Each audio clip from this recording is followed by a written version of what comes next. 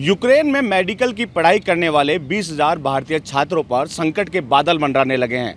एक तरफ कुआं है तो दूसरी तरफ खाई है। विदेश मंत्रालय की ओर से ताज़ा एडवाइजरी जारी करते हुए सभी भारतीय छात्रों को भारत आने के निर्देश जारी किए गए हैं। लेकिन छात्रों का कहना है जब तक उन्हें डिग्री नहीं मिलेगी वो भारत नहीं आएंगे या भारत सरकार की ओर से कोई सकारात्मक कदम उठाया जाए। दरअसल फरवरी माह में रूस और यूक्रेन के बीच युद्ध हुआ था। इसके बाद भारत सरकार की ओर से अभियान चलाते हुए सभी भारतीय छात्रों को भारत लाया गया था। लेकिन सितंबर माह से अब तक करीब 1500 से अधिक छात्र वापस यूक्रेन पहुंच चुके हैं और अपनी पढ़ाई करने में लगे हैं। छात्रों का कहना है अगर वो पढ़ाई पूरी नहीं करेंगे तो उनका भविष्य खतरे में आ जाएगा, क्योंकि महीनों तक वो ऑफलाइन पढ़ाई कर रहे थे और ऑफलाइन पढ़ाई करने के बाद जो डिग्री मिलेगी वो भारत में मान्य नहीं होगी। ऐसे में छात्रों ने साफ तौर पर कह दिया है कि जब तक उन्हें डिग्री नहीं मिलेगी वो वापस नहीं आएंगे, क्योंकि ऑनलाइन जो डिग्री है वो भारत में मान्य नहीं है। हालांकि वहीं दूसरी ओर रूस की ओर से भी यूक्रेन में युद्ध मिसाइल दागने की कवायद शुरू कर दी गई है। ऐसे में जो 20,000 छात्र हैं वो लगातार भारत सरकार से भी मांग करने में लगे हैं,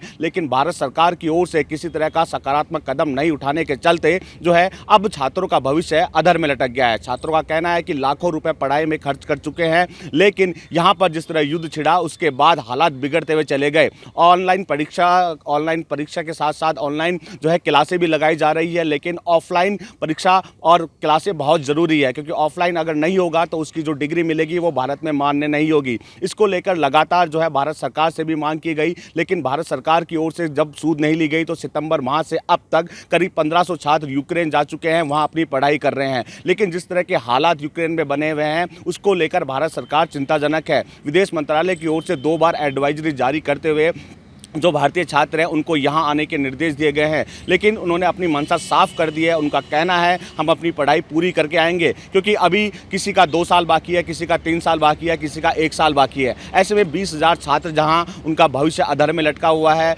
उनकी सूद लेने की ज़रूरत है। इसको लेकर भी लगातार विदेश मंत्रालय को भी पत्र लिखा जा रहा है, भारत सरकार को भी पत्र लिखा जा रहा है और मांग की जा रही है कि इन जो छात्र हैं, मेडिकल के छात्र हैं, इनके भविष्य को सुनिश्चित करते हुए कोई सकारात्मक कदम उठाए जाए। हालांकि जो करीब 1500 से करीब जो छात्र वहां पहुंचे हुए हैं उनका कहना है कि हम वापस नहीं लौटेंगे। अगर हम वापस लौटते हैं तो हमारे भविष्य पर तलवार लटकेगी, क्योंकि जो ऑफलाइन उसकी डिग्री मान्य है, ऑनलाइन की डिग्री मान्य नहीं है। ऐसे में भारत सरकार कोई सकारात्मक कदम उठाए उसके बाद ही हम भारत लौटेंगे। बसंत पांडे, TV9 जयपुर।